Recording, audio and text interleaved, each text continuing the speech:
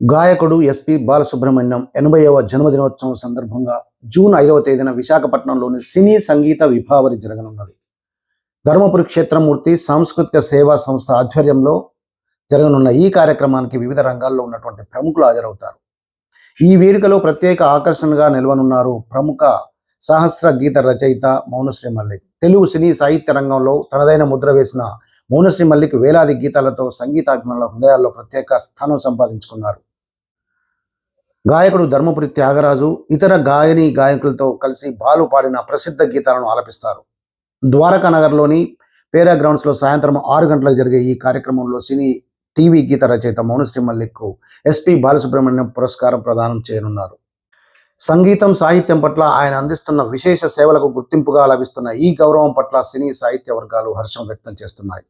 వేల పాటలతో తెలుగు సాహిత్యానికి తనదైన ముద్ర వేసిన సహస్ర గీత రచయిత మౌనశ్రీ మల్లిక్ గారికి ఎస్పి బాలసుబ్రహ్మణ్యం పురస్కారం లభించడం తెలుగు సినీ సాహిత్య ప్రపంచానికి గర్వకారణం. ఈ సందర్భంగా మౌనశ్రీ మల్లిక్ గారికి ఆర్ఎస్ అక్షర చిత్రం ఉదయపూర్వక శుభాకాంక్షలు తెలుపుతోంది.